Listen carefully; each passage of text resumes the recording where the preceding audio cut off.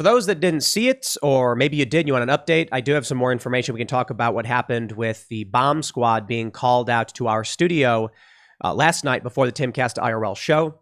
I do also want to talk about what happened with Project Veritas and an effort by Bill Ottman of Minds to deal with censorship, or at least address the issue. So last night, before we went live on Timcast IRL, I tweeted out that the bomb squad was here.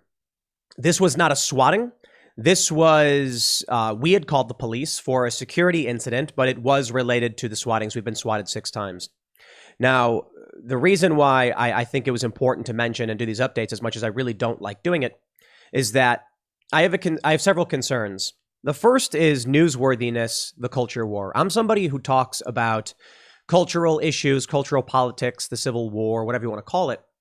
So when something involves me, I think it's a fair point to say potential conflict of interest. For me to scream and be like, oh, the left or whatever. It's like, well, you know, we don't have that much information. I do think we have some reason to believe law enforcement, already knows who's doing this, and there's a fake name involved, and the people who are doing it think using a fake name is gonna. We know a bit about who they are, and maybe I shouldn't say too much, so I'll try to keep some of these details under wraps. But let me just give you some political and philosophical and moral things just right off the bat. For those that know, we've been swatted 6 times. For those that know that I tweeted about the bomb squad, the first thing to address, I want to make sure that in the event anything shuts down our show, you know exactly why it happened. I also want to make sure, think about it this way. What would happen if the show didn't happen and then you got local news reports that there was an explosion or something? You'd be like, wow, like that's crazy. No, I want to, hey, this is happening right now. The second thing is it's newsworthy and relevant to a lot of the subjects that we talk about, and it is happening to us. If it was any other news outlet that was dealing with such severe security breaches, then, we would be talking about it. When if someone showed up to the Daily Wire, I'm pretty sure Crowder talked about someone going to his studio and they're all armed. So we've upped our security substantially in the past few instances. But when Black Lives Matter smashed out the windows, the front doors of the CNN building, we talk about that. So I don't want to ignore this stuff simply because it is me. That being said, there are some details that I cannot give out. If a reporter was here and caught it all, I'd be like, well, there you go. When the police showed up, because we called them, it was the police that chose to have the bomb squad come out. The bomb squad ended up calling for backup. And my understanding is that they deployed one of those robots and they had the full suits on because there was a genuine scare. I said on the show that I was worried the building would shake. So let me just try and slow down and wrap all these thoughts together. Just they want to stop us. They want to use force and violence against us. It's relevant to everything that's been happening in this country for some time. We're obviously a big target because I talk about this relatively often, and I take it seriously. Also, we have a lot of guests on the show that make people angry, to put it mildly, particularly on the far left.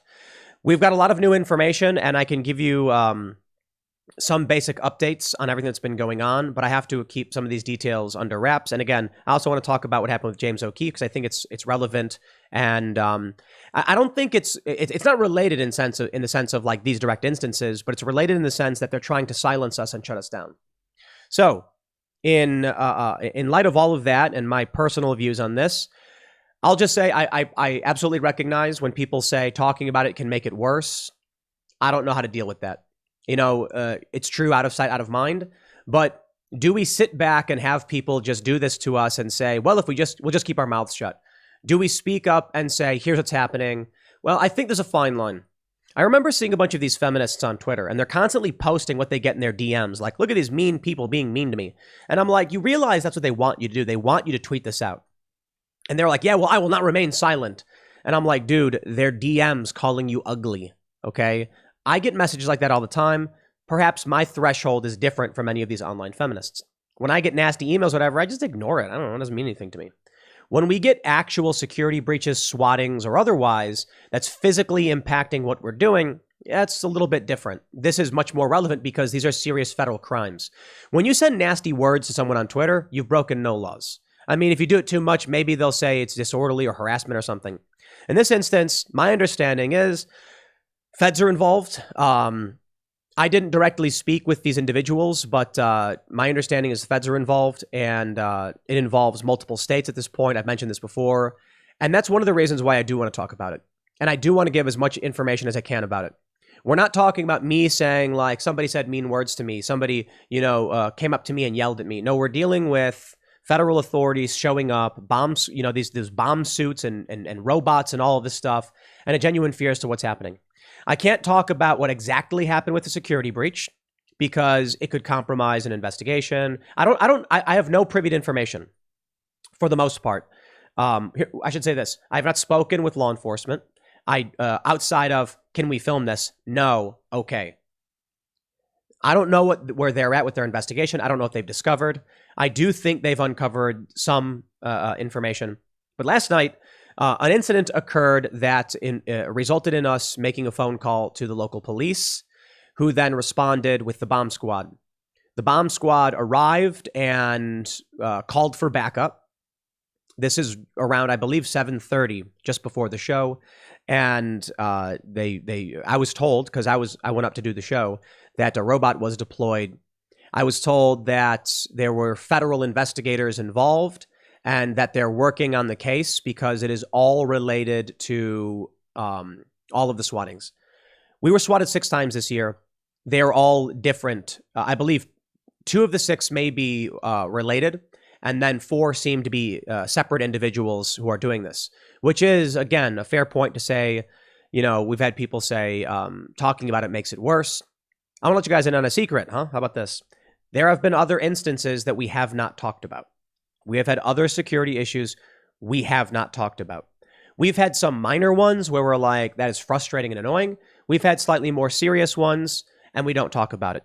Yet still, these things persist. So for me, it's kind of frustrating. Like, this idea that you can sit back and ignore it and just hope it doesn't happen doesn't seem to make sense. No, how about this? How about I won't give revealing details as to prevent copycats and things like that? To a certain degree, we've kept some of the details for a lot of these instances. We don't say exactly how the police are responding or what they're doing. They are responding, but it's tough, man. It's tough, and it's time consuming, and it's mind numbing. So why did this happen to us the other day? Look, we got this article from the Post Millennial: breaking bomb squad on the scene at Tim Pool's studio. I'd just like to point out Libby's a good friend of the show, by the way. She's using this old screenshot with my old mall sword on the wall. I got the new wakizashi up there, all right? It's not sharpened, but it is a real wakizashi. Whatever that means, I don't know. It's a company made it. But that one's a mall sword. That was like $10. I thought it was funny. And everyone was like, your mall sword is dumb. And I was like, okay, fine, I'll get a real one. And now we have like a real sword up there. Maybe it doesn't make sense because it's like on the wall. I've got an ornamental. I'll call it ornamental. A single shot, like, it's like a pirate muzzle loaded, old school, gun. And I guess it's not legally a gun, and a sword. But anyway, I digress. We had the bomb squad show up, and now I forgot. Oh, yeah. So the point of all of this is to silence us. Censorship can only go so far. Well, we play by the rules. And you guys may have seen the Nelk Boys. They did an interview with Donald Trump. That interview got like 6 million views in 24 hours, and then it was taken down. Why? Well, they play a silly game. They play a dirty game. Truly, they can ban anyone they want for any reason, whenever, right? But they still have to try and be reasonable. And by they, I mean, Google and Twitter and these censorship-hungry companies. They have to be careful because they're trying to maintain a system that generates revenue and requires confidence and participation. Now, as for our show, Timcast IRL, we're moderates. We're not anti-maskers or anti-vaxxers or anything like that. We are anti-mandate people, which maybe they'll call anti-mask or anti-vax. But, I routinely say, just talk to your doctor, right? That's the right thing to say, right? I personally don't believe in Donald Trump and, Steve Bannon and many of these other people theory about the fraudulent election. I think it's not true. So therein lies the challenge. We still support free speech. We still support civil libertarian values, the United States, the founding documents. All of those things are acceptable. You see, on YouTube, it's really easy to nuke someone. You get someone who comes out and they say, I believe in the Constitution. And then what happens is the joke I always make is someone at YouTube is sitting there with their finger over the ban button waiting. Just do it. Just cross the line. Just get it. Oh, there you go. Boom. Nuke your channel. The Hill. Rising. I mean, this is a huge show. They got suspended because they had aired a clip of Donald Trump speaking to Laura Ingraham, I believe it was. That's it. Well, I know the rules. I know YouTube's rules. There are certain subjects that we think probably would push, YouTube's buttons. So we host all of that at timcast.com. You want to support our work, go to timcast.com, watch those segments. Typically more severe cultural issues. But for the most part, our opinions are tepid enough. And I mean it. I mean, like, we're not extremists. I'm a skeptic. Someone comes out and they're like, I believe this. I'll be like, come on, man, prove it to me. But I believe in freedom. I have those principles. What ends up happening is you get a show that entertains and interviews personalities who say America first, who believe in the Constitution, who oppose critical race theory and the wokeness and all this other garbage. How do you get rid of a show like that? Well, you see what they do to Crowder. They will interpret to whatever they can to give him a strike. With us, we're much more moderate and tepid than that. And so it's very difficult. How can YouTube justify giving us a strike when we're so middle of the road? Oh, but we're hosting people like Steve Bannon and Marjorie Taylor Greene. You see, it's effective.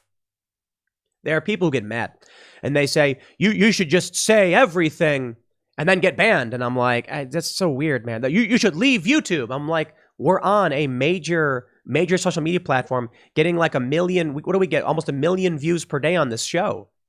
What we are doing is effectively getting dissenting opinion and voices. People like Marjorie Taylor Greene, Thomas Massey, Steve Bannon, Alex Jones, and many others, Stephen Marche, for instance, able to come on the show and express these ideas, and it's important. I don't want to sacrifice that. I think we're doing a good job, but check it out. It's easy when we have Alex Jones, and they say, oh, he said something similar. So they removed the episode, gave us a strike. I had him back on. What would happen if they gave us a strike and we broke no rules? The challenge is they already have the confidence in YouTube is already shaky. So what I think is happening is not that it's YouTube, not that like someone at YouTube is going like, I'm going to swat Tim Pool. But there are activists, Antifa types, extremists. They want to get Andy no banned. They want to go after your advertisers. They want to destroy your company. But it's really hard to do. We've had activists going after Cast Castle. Yo, we don't make political shows outside of Timcast. Pop Culture Crisis, one of our shows, is pop culture talk. It's Marvel's got a new movie out because we're interested in other things. Tales from the Inverted World, mysteries, and the paranormal. Chicken City, our latest show. It's chickens. That's all it is. And there are activists posting screenshots of Cast Castle being like, look at these people advertising on his vlog. Okay, go to, Dove Soap and be like, why are you sponsoring this? And it's a video of someone like petting a chicken. They're going to be like, I don't know. People like watching farm stuff. You see, they want to shut down our business, but we are not like other people. So why is it that Timcast gets swatted 6 times? Truth be told, we have had the conversations of downsizing. We have had the conversations about shutting things down, minimizing for the most part. Why? Because the security threats. You see, Daily Wire, what do they have? Well, they've got like 5 to 7 hosts who do political commentary and shows. It's easy to target them and go after those hosts. They can't do a whole lot, but they're trying. It's an easy way to go after them. Why are you sponsoring someone who made these comments about trans people, they say? Well, what about Cast Castle? It's like, we have someone recording, I'm singing a song and recording music, and it's like we're listening into like a new beat. Why are you sponsoring this show? Why not? It's exactly the kind of show you'd want to sponsor. So how do you shut down Timcast? It's how you do it. We don't do anything wrong. We don't really do hard investigative journalism. We have on-the-ground reporters, and we have more standard fact-checking style aggregation journalism. What I mean to say is, everything requires a bit of investigation. We don't do field investigations. So for a lot of our news, we'll see news reported. This is typical in today's day and age. We'll fact check it. That's like the gist of what we do. We do primary sourcing, meaning we reach out for comments to many people, and we have tons of original reporting as well as aggregate. Field investigations, not so much. We might in the future. That's where it comes to Project Veritas. Project Veritas, how do they shut them down? FBI agents raid the home of their journalists. We'll see. These are people who are doing field investigation and undercover work, which means they'll eventually come across sensitive data or information. We don't really have that. We'll call a local restaurant and say, you've been accused of hate speech and now there's a big uproar. Can you give us a comment? We'll call, a local government office and say, we're hoping you can comment on this issue that just happened in your area. Run-of-the-mill journalism. Run-of-the-mill journalism, middle-of-the-road commentary, nothing that's rule-breaking, but it is giving space to many people who are more conservative or more on the right. Project Veritas is exposing establishment actors and bad people. How do you stop Project Veritas? You can't get them banned because they're a nonprofit. So what do we see? James O'Keefe gets targeted in ridiculous ways. The feds go after him, What happens to us? We get swatted. People threaten our lives effectively and target my private home. Now, I will say that some of the things that were done recently have exposed the people who do it, and my understanding is that these people think they've obfuscated, they've covered their tracks, and it's kind of, maybe I shouldn't say it, but I'm going to say it. They didn't, so I think the feds may be on top of it. We're pretty sure the FBI is involved. And I'll say, I think the FBI was here because it was serious what happened the other day. But this is my point. Taking down Project Veritas when they're funded by individuals' donors' choice and they don't break the law, they have good lawyers. That is a hard shell to crack for activists and establishment players who don't like that Veritas exposes them. Send in the feds. FBI comes in and it's total BS. How do you deal with Timcast, a growing show featuring prominent voices from the right? People have been banned. We've had Alex Jones on, 3 or 4 times? But he's banned. People shouldn't hear what he has to say. Well, we try not to break the rules. Granted, they took down one of our episodes with them, but we try very carefully. The reason I brought up the Nelk Boys, if we were to host Donald Trump, I'd probably argue with them to the point where YouTube would not take the video down. I mean, they might try and just argue, well, that one did cross the line, and you never know. But see, therein lies the challenge. We're fairly moderate individuals. Ian on the show, for instance, is kind of a lefty authoritarian to a certain degree. Not always. His opinions are all over the place, a wild card. Seamus, Catholic conservative. Me, middle of the road, libertarianish, lib center, I think is the accurate assessment, because I do have many, lib left views as well as libertarian right views, right there in the center a bit. Then we have guests that are frequently conservative. And, I would say for the most part, it leans slightly more conservative in a lot of ways. Ian, I think, pulls us a little bit more in that more mainstream, liberal, establishment kind of opinion. Because not that he is, but that he certainly has some ideas that are contrary to the libertarian, constitutional republic types. It's an eclectic show. So we're able to have interesting conversations that explore nuance that makes it very hard for activists to seize control. So we get threats of violence. I mean, it's my opinion on it, but in the article from the Post Millennial, we have a quote. Now, they quoted me quite a bit, and I said, what did I say? I think of all of the shows, as many of you know, I think out of all of the shows in politics, we may be the most swatted of 2022, 6 times so far. It's crossed state lines. The latest incident that we're dealing with now, the bomb squad. It was a surprise to me. I go outside and I see a bunch of vehicles pulling up and I see a guy get out and he's got a shirt that says bomb squad on it. I can't say exactly what happened, but it's effectively a swatting, not the exact same thing. So in this instance, it was like, as I mentioned before, it was us who called it. They want to shut us down. And which brings me to this next story. All these stories in the Post Millennial, by the way. Shout out to Post Millennial. Social media company Minds and Daryl Davis tell Joe Rogan about new anti-censorship project. A missed opportunity for dialogue is a missed opportunity for conflict resolution. It's as simple as that, Davis remarked. Daryl Davis is an amazing. He's an amazing guy. He's the guy who de-radicalized all these Klan members. And therein lies another part of that problem. Daryl Davis is bad for their narrative. I mean, James O'Keefe is, so am I. If you can't ban these people from the internet, how do you shut them down? Well, I don't know if they want to ban Daryl Davis. I do know he's had his exchanges with Antifa, which have been, kind of hilarious in a sense, where it's like, Daryl Davis is a guy who's able to talk to Klan members and de-radicalize them, but Antifa wouldn't talk to him. They say, The team at the blockchain-based social network Minds and Davis published a research paper outlining how deplatforming actually intensifies extremism and argue how a new approach to online moderation is necessary. One part of the discussion had Davis outlining his experience on having debates with others on the Minds platform, while Rogan brings up how Davis convinced members of the Klan to change their viewpoints on race and explored in his previous appearance. Here, the longtime activist refines his point. In explaining how a hypothetically intense discussion plays out, Davis highlights the importance of having the other person's walls come down. That is to say, if Davis and a racist who hates black people can listen to each other's viewpoints at all whatsoever, it can have a significant impact on the racist in the long term. Bill Ottman says builds off the walls coming down point by adding how neuroscientist Sam Harris previously studied people's actual brainwaves with regards to how an individual subconsciously reacts to being presented with ideas or concepts they don't like. So here's why I bring these things together. They want the chaos. And the establishment, the Democratic activists, the far left, conflict is good for them. Antifa. They don't want these conversations, which is why they want the censorship. What they want is for their people to be isolated and fester with hatred and then be unleashed.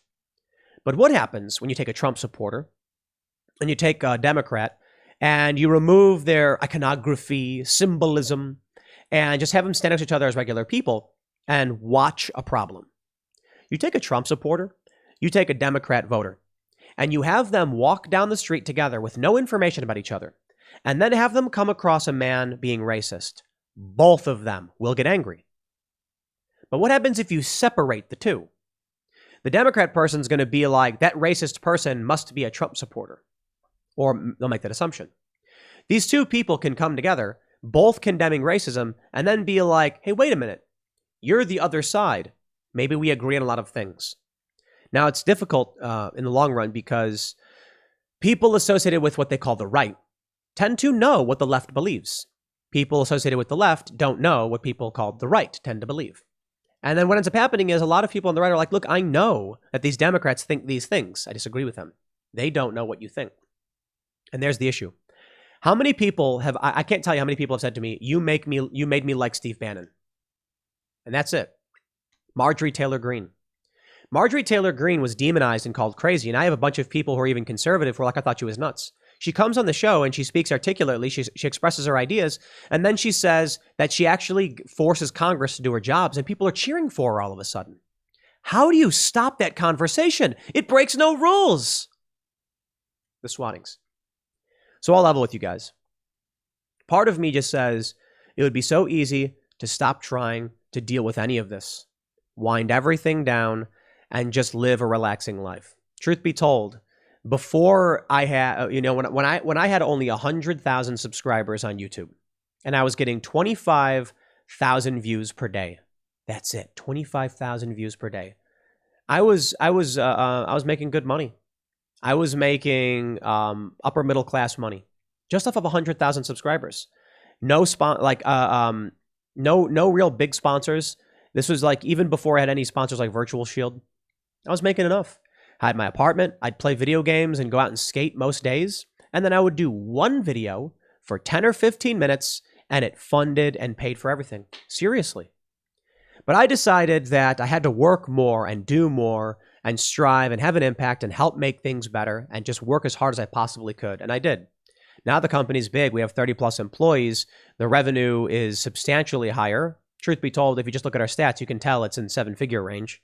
And, well, I don't know how many details I should be, giving out in this regard, but it's higher than that. I mean, the company's big and we're expanding. We're building a new facility.